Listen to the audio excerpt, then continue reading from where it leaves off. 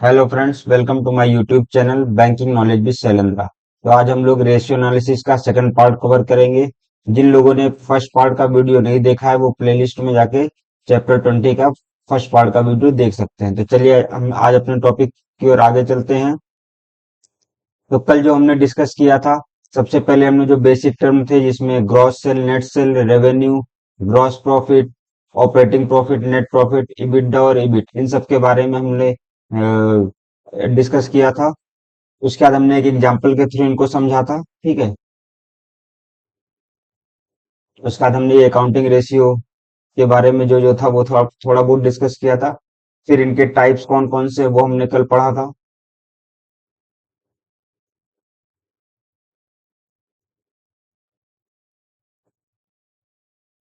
फिर earning, EPS, earning per share हमने discuss किया था। प्राइस अर्निंग रेशियो पढ़ा था। Gross profit, net profit. ठीक है। फिर फाइनेंशियल और सॉल्वेंसी रेशियो में, लॉन्ग टर्म सॉल्वेंसी रेशियो में, फिक्स और डेब्ट इक्विटी रेशियो ये डिस्कस किए थे हम लोग। करंट रेशियो डिस्कस कर लिए थे और क्विक रेशियो। चलिए हम लोग को डिस्कस करना है यहाँ जो हमारा है टर्नओवर या लिक्विडिटी रेशियो। ठीक है। तो इसमें जो है हमारा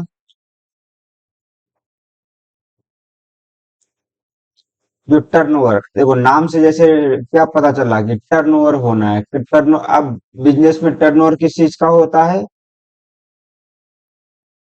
स्टॉक का होता है। ठीक है। स्टॉक रॉ मटेरियल्स के रूप में आता है। उसके बाद वो क्या फिनिश्ड गुड के रूप में बन के जाता है। ठीक है।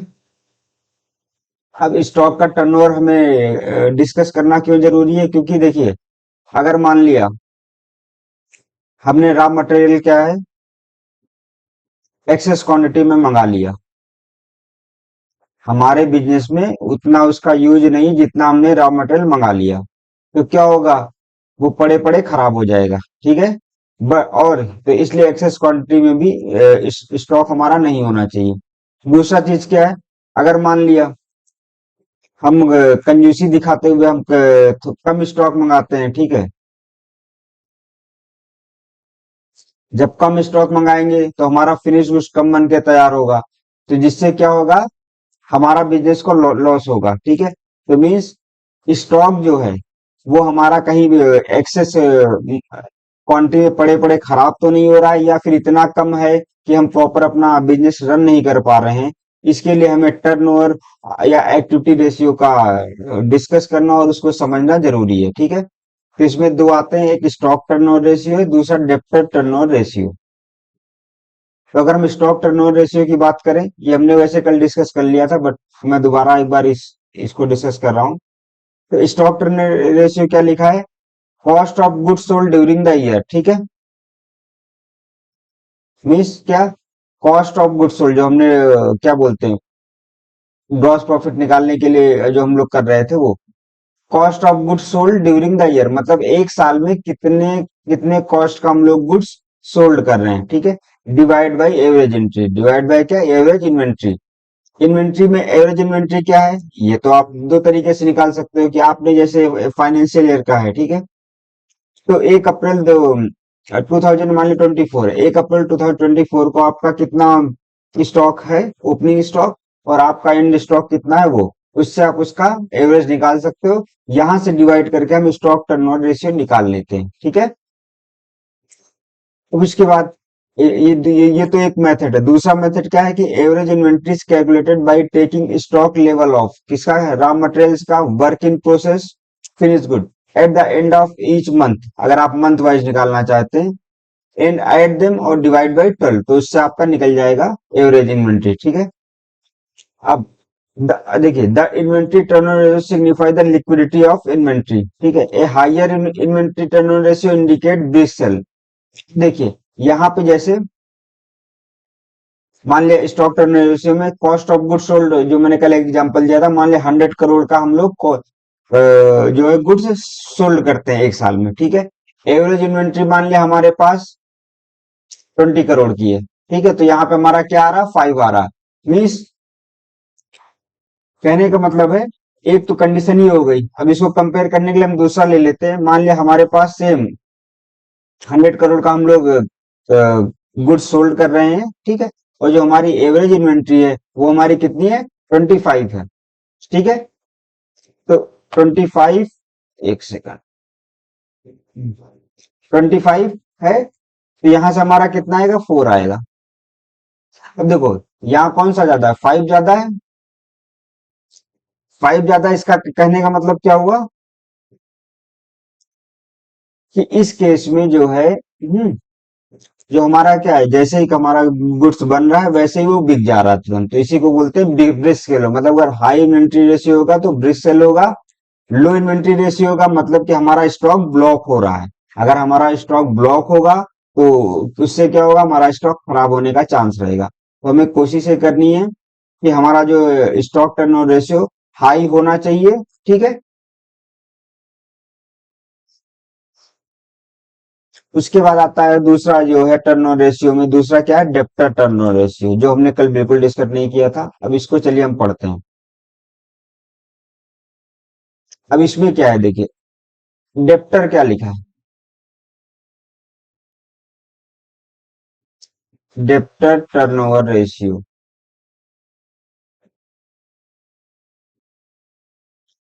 डेप्टर मतलब जिसको मैंने क्या है, उधार पे दिया है, ठीक है, सामान।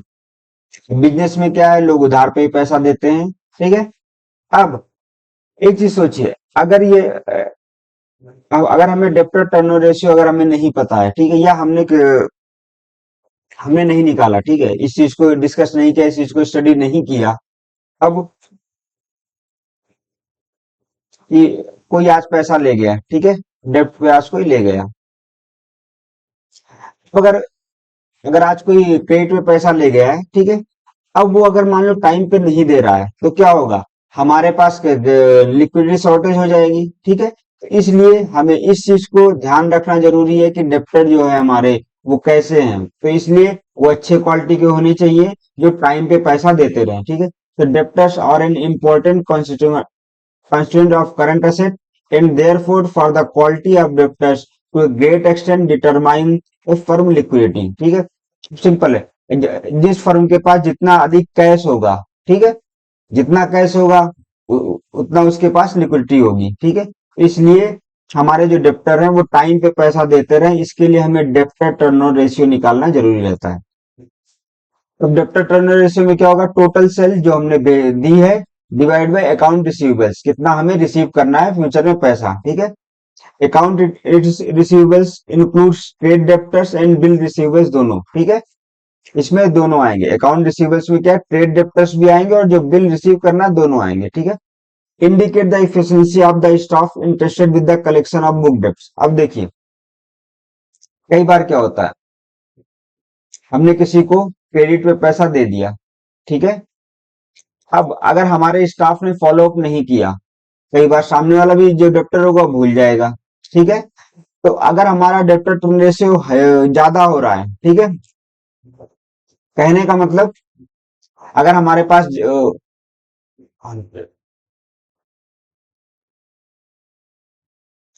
ठीक है, अगर हमारा देखिए डेप्टर टर्न रेशियो, जैसे मान लिया, इसको पहले एग्जांपल ले लेते हैं हम लोग, ऐसे क्लियर थोड़ा कम होगा। जैसे टोटल सेल,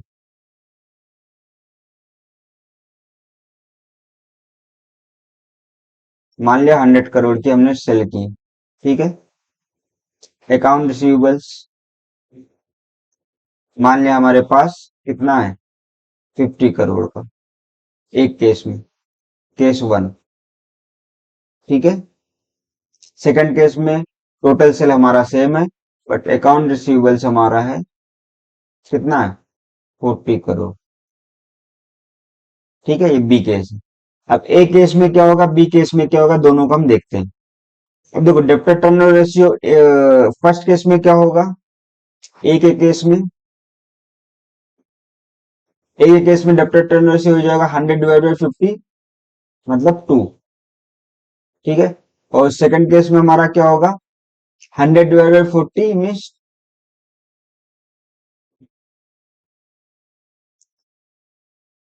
2.5, ठीक है। अब एक चीज देखिए, फर्स्ट केस में कितना हमें रिसीव करना है, 50 करोड़। तो हमारा जो डेप्टर टर्न रेशियो हमारा कितना आ रहा है, 2 आ रहा है, ठीक है। सेकंड केस में जो हमारा क्या बोलते हैं, अकाउंट रिसीवेबल्स हमें कम रिसीव करना है, तो हमारा डेप्टर टर्न रेशियो हाई आ रहा है। मीन्स अगर हमारा डेप्टर टर्न रेशियो हाई आ रहा है तो वो हमारे लिए बेटर है, ठीक है। जब भी कभी इस तरह के भी क्वेश्चन आते हैं कि अगर डेप्टर टर्न रेशियो हाई है तो हमारे स्टाफ इफिशिएंट है, नॉन इफिशिएंट है, क्या है। तो आप इस सिंपल एक आप एग्जांपल लीजिए, उससे आप कंपेयर करिए, तो उससे आप क्या बोलते हैं, आप डिसाइड कर सकते हैं कि क्या उसका आंसर होगा। किसी चीज को याद करने की जरूरत नहीं, बस एक एग्जांपल लीजिए, फॉर्मूले में पुट कीजिए, उससे आपको क्लियर सारा पिक्चर आ जाएगा, ठीक है। तो कहने का मतलब कि जो डेप्टर टर्न रेशियो है, अब जिसका हाई होगा मतलब वहां का स्टाफ इफिशियंट है, वो वहां पे का स्टाफ जो है डेप्टर्स को फोन करके या उनसे किसी भी तरह मिलके अपना पैसा ले रहा है। क्योंकि एक सिंपल चीज है, जब हमने किसी को क्रेडिट पे दिया है पैसा, ठीक है, अगर हम टाइम पे ले लेंगे तो ठीक है, अगर टाइम पे नहीं लेंगे तो धीरे धीरे क्या है, जो उधर पार्टी रहेगा जो हमसे क्रेडिट पे सामान ले गया है, वो भी आलस करके भूल जाएगा, ठीक है। और इस तरह हमारा फिर जो ये बैड डेप्ट में कन्वर्ट हो सकता है। तो बेस्ट है कि हमें डेप्टर टर्न रेशियो निकाल के हमेशा देखते रहना चाहिए कि हमारे जो डेप्टर हैं वो किस तरह के हैं, अच्छे हैं या खराब है। उसी बेस पे हम आगे उनको क्रेडिट पे पैसा और ज्यादा या कम दे सकते हैं, ठीक है। The lower the ratio will indicate efficiency of staff for collecting डेप्ट, ठीक है। देखो यहाँ पे क्या लिखा है, द लोअर द रेशियो, अगर रेशियो क्या होगा, लोअर होगा, तो आपको ये लाइन याद करने की जरूरत नहीं, कभी भी हो आप एक एग्जांपल लीजिए, कंपेयर कीजिए, आपको इससे सारी चीजें मिल जाएंगी, ठीक है। The lower the ratio will indicate inefficiency of the staff for collecting डेप्ट, मतलब अगर हमारा डेप्टर टर्न रेशियो कम आ रहा है तो क्या होगा कि हमारा स्टाफ जो है इनएफिशिएंट है, ठीक है। अब डेप्ट कलेक्शन पीरियड, ये क्या होगा, नाम से ही लग रहा है, देखिए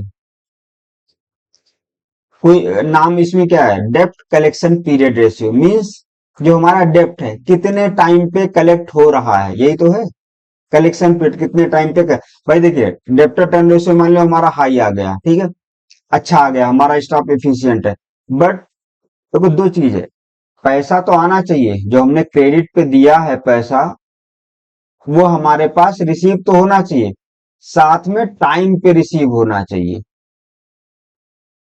ठीक है। अगर इन टाइम नहीं होगा तो कोई फायदा नहीं होगा। जैसे हम लोग लोन देते हैं, ठीक है, अगर वो टाइम पे रिसीव नहीं होगा तो हमारा लोन क्या एनपी हो जाता है, ठीक है। उसी तरह यहाँ पर भी आपको जो आपने जो दिया है, ठीक है, मान लिया आपका भाई डेब्ट रिटर्न रेशियो अच्छा आ रहा है, लेकिन आप ये तो देखो कितने टाइम पे आ रहा है, ऐसा तो नहीं कि ज्यादा टाइम लग रहा है।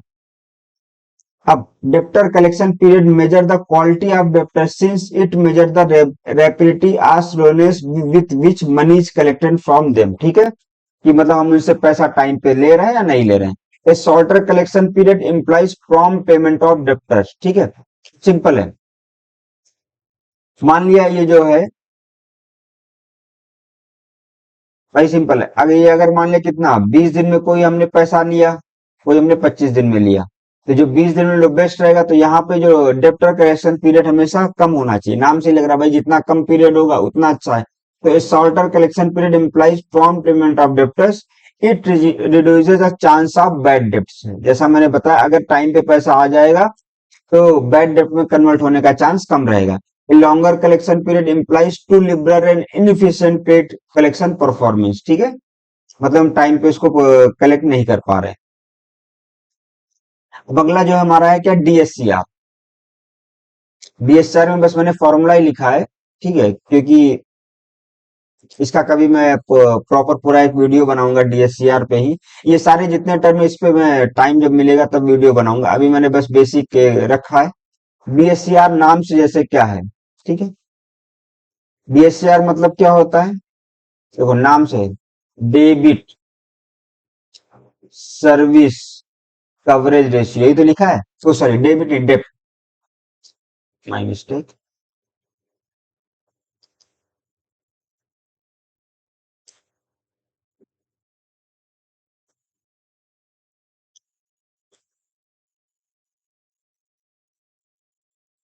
क्या, डेप्ट सर्विस कवरेज रेशियो। ठीक है, इसका क्या होता है, देखिए जब भी हमको कभी कोई लोन लेते हैं, लोन लेने जाते हैं किसी के पास, ठीक है, तो जो बैंक रहती है हमारा वो क्या है, डीएससीआर कैलकुलेट करती है। डीएससीआर का मेन पर्पज होता है कि हमारा जो लोन है वो टाइम पे रिपेमेंट होगा कि नहीं होगा, मतलब कंपनी इस लायक है कि वो टाइम पे लोन रिपे कर पाएगी नहीं कर पाएगी। ठीक है, तो डीएससीआर क्या होता है, net operating income divide by total debt service. जब इसको हम थोड़ा और आगे डिस्क्राइब करेंगे तो देखो इसमें क्या होता है, प्रॉफिट आफ्टर टैक्स, जिसको पैट बोलते हैं, क्या बोलते हैं, पैट। ठीक है, प्लस क्या होगा, डिप्रिसिएशन होगा,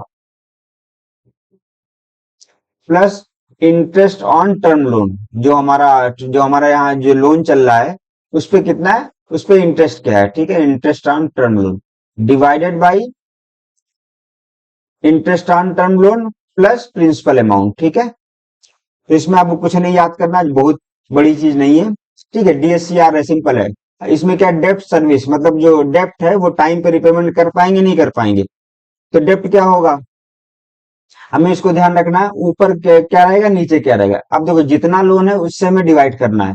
नीचे जो आपको देखिए, interest on term loan plus principal amount of loan, मतलब जो जितना भी जो लोन है उसका ईएमआई जो है उसको आप 10 से मल्टीप्लाई कर दिए, वही चीज तो है।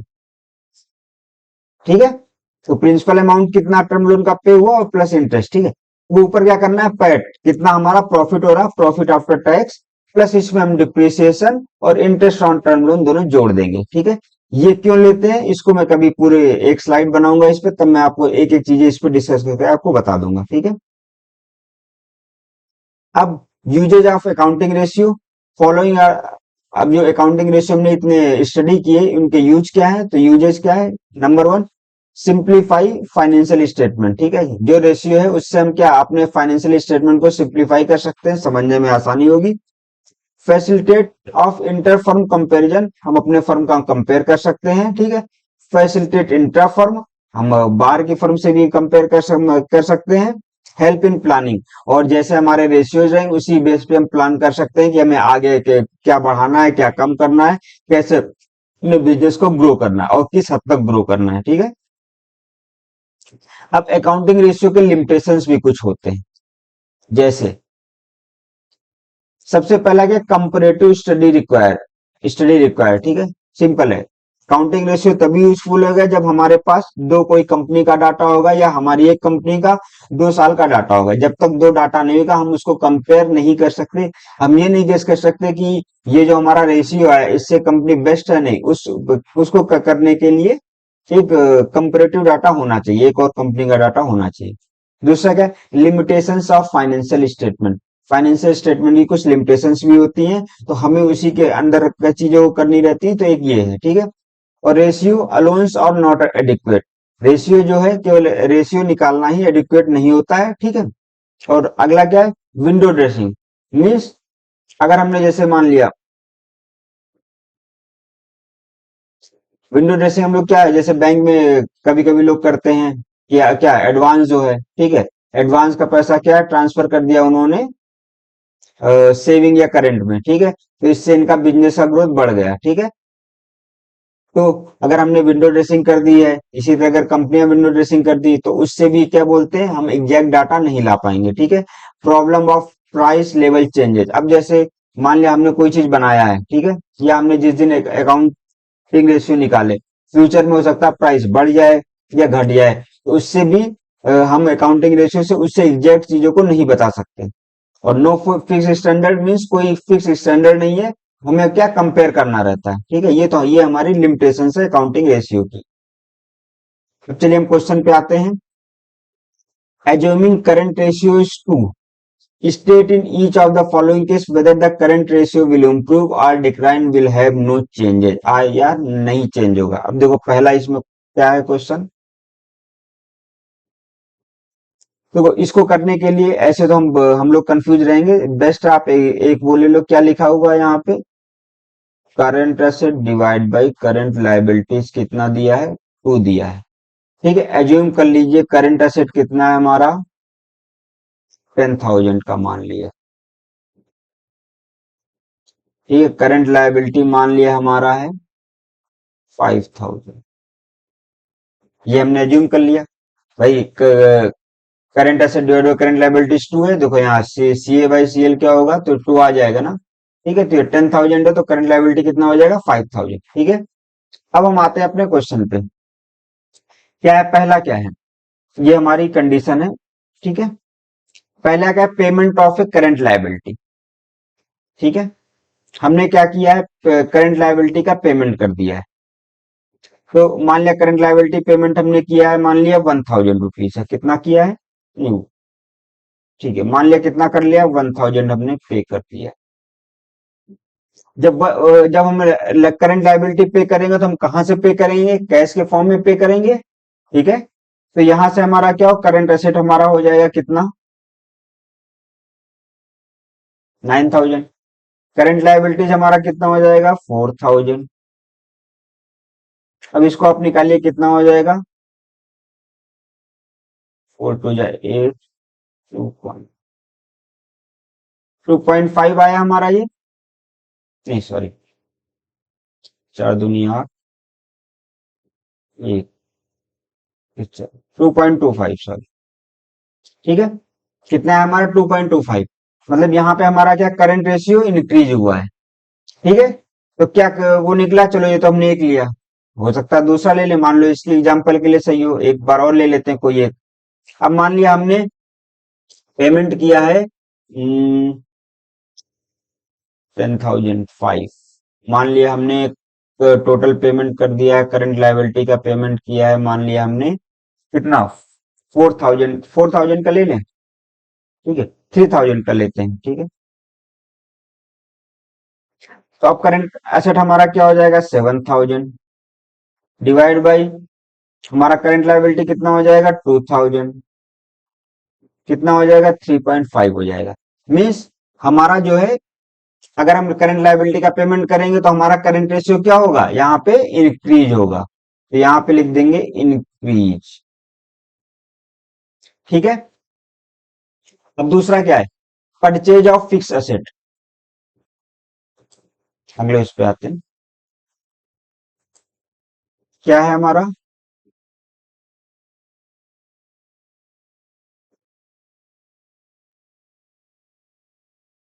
Purchase of fix asset.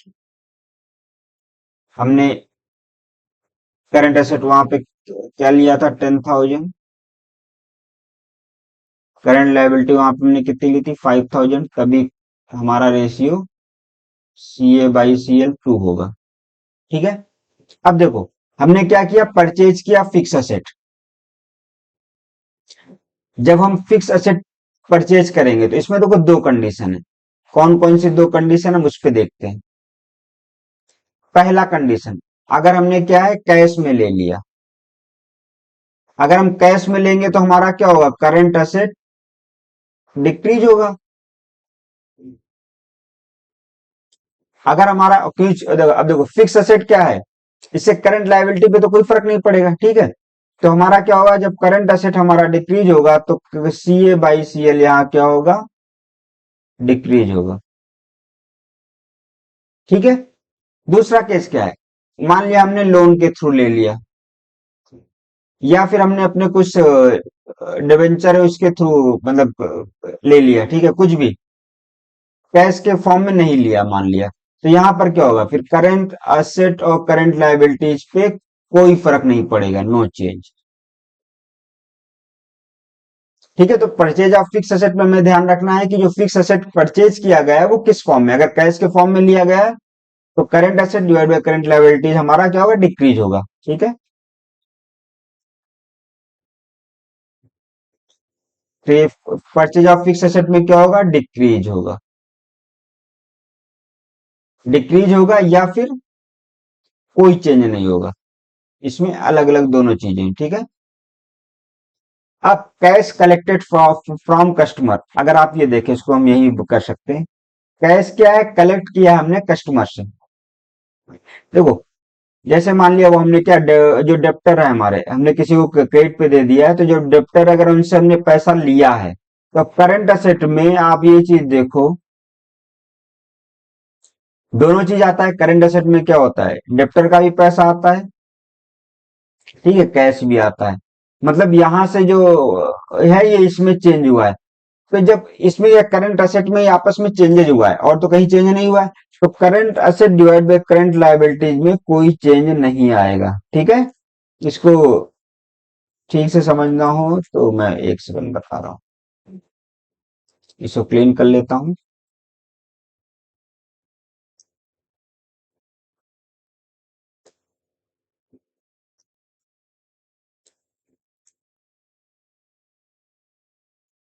ठीक है, मान लिया ये क्या है,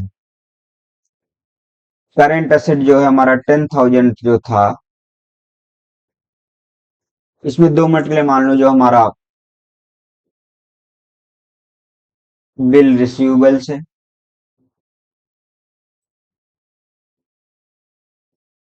मान लियो 5,000 का है, और अदर जो करंट असेट है, जिसमें कैश भी हो सकता है, इन्वेंट्री सब कुछ है, वो मान लिया 5,000। ठीक है, अब हमने क्या यहाँ ये जो बिल रिसीवेबल्स था कस्टमर से, डेप्टर से, वो हमने क्या है, वो मान लिया हमें 2,000 का मिल गया। अगर 2,000 उसने मुझे दे दिया तो हमारे पास ये कितना बचा, 3,000। और यहाँ पे जब ये 2,000 दे देगा तो ये कितना हो जाएगा, 7,000 हो जाएगा। तो अगर हम करंट एसेट की बात करें तो करंट एसेट अभी भी हमारा 10,000 है, तो current asset divide by current liabilities में कोई फर्क नहीं पड़ेगा। ठीक है, तो जो हमारा बिल रिसीवेबल्स वाला केस था, ठीक है, कहाँ गया ये कैश कलेक्टेड वाला, सॉरी, इसमें नो चेंज आएगा। ठीक है, अगला क्या है, बिल रिसीवेबल्स डिसऑनर्ड, इसी में आपको बता देता हूं।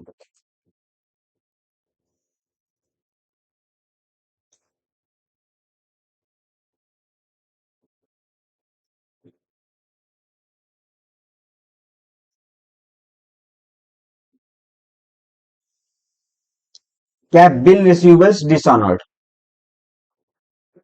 ये बिल रिसीवेबल डिसऑनर्ड मतलब कि ऐसे मान लिया किसी कंपनी को किसी डेप्टर से हमें पैसा लेना था, ठीक है, उसने क्या हमें चेक दिया, हमने उस चेक को लगाया और वो क्या है, डिसऑनर्ड हो गया।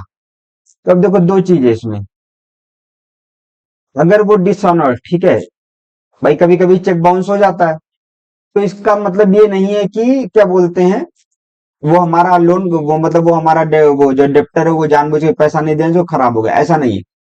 तो पहला केस क्या, अगर ये गलती से हुआ है, ठीक है, एक नॉर्मल प्रोसेस में हुआ है तो कोई दिक्कत नहीं, तो हमारे करंट एसेट और करंट लायबिलिटीज में कोई फर्क नहीं पड़ेगा। हाँ, तब फर्क पड़ेगा जब कोई बिल वो जो है क्या बैड डेप्ट में कन्वर्ट हो गया। अगर बैड डेप्ट में कन्वर्ट होगा तो हमारा करंट एसेट क्या होगा, डिक्रीज होगा, तो हमारा सी ए बाई सी एल हमारा डिक्रीज हो जाएगा। तो पहला नॉर्मल केस में कोई नो चेंज आएगा, बट अगर वो बैड डेप्ट में कन्वर्ट हो जाएगा तो हमारा करंट जो करंट रेशियो है वो हमारा क्या हो जाएगा, डिक्रीज हो जाएगा। अगला क्या है, इश्यू ऑफ न्यू शेयर, जो हमारा अगला क्या है, इश्यू ऑफ न्यू शेयर। अब देखिए, जब कोई कंपनी शेयर इशू करती है, ठीक है, जैसे मैंने क्या, मैंने शेयर इशू किया, कंपनी ए है, ठीक है, जिसने क्या शेयर इशू किया, शेयर इशू करेंगे, पब्लिक ने खरीदा, तो वहां से क्या है, कैश आएगा, कैश आएगा तो हमारा क्या, करंट असेट इंक्रीज होगा। मतलब इश्यू ऑफ न्यू शेयर में हमारा करंट रेशियो इंक्रीज होगा। ये पहला केस है। दूसरा, अगर किसी कंपनी ने शेयर इशू किया बट उसको कैश के फॉर्म में नहीं लिया, ठीक है, वो मान लिया अपना कोई लोन है या अपनी कोई लायबिलिटी उसको चुकाने के लिए उसको लिया, तो वहां पे हमारा कोई फर्क नहीं पड़ेगा। ठीक है, तो ये हमारे ये 5 कंडीशन हो गई कि अगर ये चीजें होंगी तो क्या फर्क पड़ेगा। अब चलिए कुछ क्वेश्चंस हैं जो हम डिस्कस करते हैं one by one. Counting ratio helps in, इसमें इंटरफॉर्म कंपैरिजन में करता है, बिल्कुल सही। इंटरफॉर्म में सही, ठीक है, कंपैरिजन विद इंडस्ट्री नॉर्म्स, तो यहाँ पे ऑल द अबव सही हो जाएगा सारे। ठीक है, अगला क्या है, DSCR ratio used in which of the following, मैंने आपको पहले ही बताया था ये तो, judging the margin of safety available before there is a default in repaying the loan. Simple है, पहला ही ऑप्शन सही लग रहा है, इसमें आगे हमें देखने की भी जरूरत नहीं, बट हम ऑल द ऑप्शन, इसलिए हम एक बार सारे ऑप्शन चेक कर लेंगे, ठीक है। वैसे अभी तो ये सही लग रहा है। Judging whether the firm has borrowing disapproved to its network, इससे डीएससीआर का इससे कोई मतलब नहीं है, ठीक है। Judging the capacity of firm to service the interest on डेप्ट, बिल्कुल नहीं, क्योंकि इंटरेस्ट ऑन डेप्ट के लिए आईसीआर होता है, जो अभी इसमें हमने कवर नहीं किया था, वो कभी अलग कवर करेंगे, ठीक है। इंटरेस्ट कवरेज रेशियो होता है, ऑल द अब तो होगा नहीं जब ये नहीं। तो कौन सा हो जाएगा, ये ए ऑप्शन हो जाए, judging the margin of safety available before there is default in repaying the loan, ठीक है। अब which of the following is very true, is true, both EPS, EPS क्या होता है, earning per share, and P ratio vary with stock market price of company share. अगर देखें हम इसको, ठीक है, जो हमारा ईपीएस था वो क्या था, अर्निंग पर शेयर, ठीक है, और पी क्या था, मार्केट प्राइस, ठीक है, डिवाइड बाय ईपीएस था। तो देखो, इसमें तो प्राइस का फर्क पड़ रहा है, मार्केट प्राइस का, लेकिन ईपीएस में अर्निंग पर शेयर में कोई फर्क नहीं पड़ेगा, ठीक है, कि कितना अर्निंग कर रहे हैं पर शेयर में, और अर्निंग पर शेयर में मार्केट प्राइस का कोई फर्क नहीं पड़ता, तो ये ऑप्शन क्या हो जाएगा, गलत हो जाएगा। While calculating debt equity ratio, fixed deposit from shareholders or taken as a part of debt। देखो, डेप्ट इक्विटी रेशियो में क्या है, डेप्ट डिवाइड बाय इक्विटी, यही तो होता था। Fix deposit from share holder और taken as a part of डेप्ट, अब सिंपल है, हमने शेयर होल्डर से कुछ जो लिया है, तो फिक्स डिपॉजिट जो आज लिया वो फ्यूचर में तो हमें उसे चुकाना ही पड़ेगा, ठीक है, ऐसा तो नहीं कि फ्यूचर में नहीं देना है उसको, तो यहाँ पर वो भी डेप्ट का पार्ट ही रहेगा। तो देखा जाए ये अभी तक सही लग रहा है, ठीक है, आगे देखते हैं। While calculating quick ratio, all current liabilities are not taken into the account। Quick ratio हमारा क्या होता था, ये होता था हमारा current asset divide by current liabilities, ठीक है। तो सॉरी, क्विक एसेट क्या होता था, quick asset divide by current liability. तो देखो, करंट लाइबिलिटीज तो यहाँ सारी होनी है, हाँ, एसेट में जो है उसमें क्विक एसेट जरूर होता था। तो अगर यहाँ ये लिखा होता ऑल करंट एसेट और नॉट टेकन टू टेकन, तब तो सही होता, लेकिन चूंकि ऑल करंट लाइबिलिटीज है, नॉट टेकन टू टेकन, जबकि हम सारी करंट लाइबिलिटीज को लेते हैं, इसलिए ये हमारा ऑप्शन क्या गलत हो जाएगा, ठीक है, रॉन्ग है। Debtor term ratio is higher if company sell more goods on credit basis than on the cash basis. देखो, debtor turnover ratio is higher if company sell more goods on credit basis than on the cash basis। ये भी नहीं सही होगा, क्योंकि देखो debtor turn ratio क्या था, जो हमने डेप्टर टर्म रेशियो पढ़ा था, उसमें क्या पढ़ा था, कि कितना उससे हम सेल कितना कर रहे हैं, ठीक है, ठीक है, मतलब क्या डेप्ट कितने दिन में हमारा टर्नओवर हो रहा है, उससे हमारा, अगर हम अपने पीछे स्लाइड में जाएं, हाँ ये देखो, debtor turn total sale divide by क्या था, अकाउंट रिसीवेबल्स, ठीक है।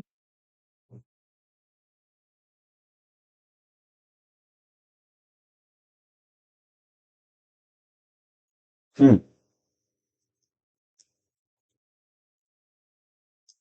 तो यहाँ पे जैसे डेप्टर टर्न रेशियो था,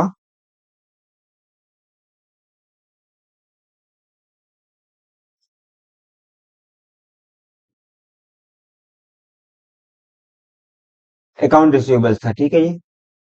अब देखो, जो कैश बेसिस पे रहता था उसको तो हम यहाँ पे ऐड ही नहीं करते थे, ठीक है, ये जो टोटल सेल है, ये टोटल सेल में मीन्स के जो क्रेडिट पे बेचते हैं वो, तो इससे कैश का कोई फर्क नहीं पड़ेगा, ठीक है, तो इसलिए ये भी गलत हो जाएगा, ठीक है। विच of the following is true, higher dept equity ratio increase the profit margin of a company, dept equity ratio is an indicator of solvency of a company, a higher current ratio is always an indicator of the efficiency में। अब देखो, इसमें देखने से लग रहा है, ठीक है, जो डेप्ट इक्विटी रेशियो क्या था, वो सॉल्वेंसी का था, ठीक है, कंपनी का, कि उसका कितना लोन है, उसका शेयर मार्केट में कितना है, तो इससे ये निकाल सकते थे, ठीक है, तो डेप्ट इक्विटी रेशियो ये हो जाएगा, an indicator of solvency of a company, ठीक है। अब जैसे लास्ट का depreciation is not an expense should be excluded while calculating profitability ratio, अगर इसको देखा जाए, ठीक है,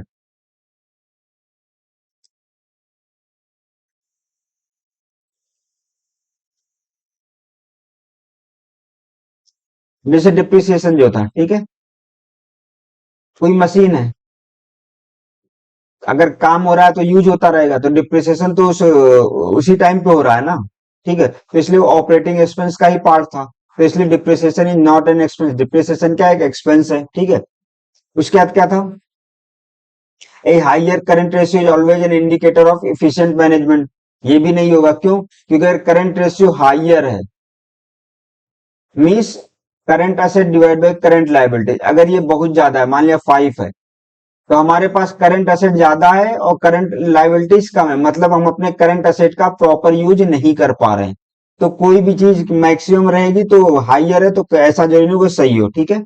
उसी तरह हाइयर डेप्ट equity ratio increases the profit margin, ये भी बिल्कुल गलत है, ठीक है।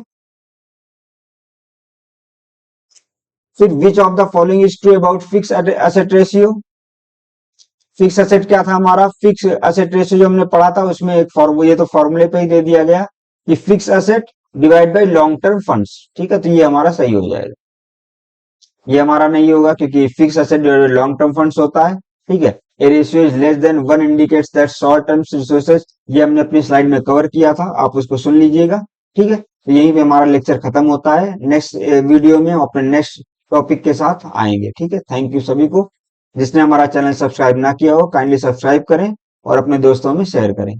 Thank you.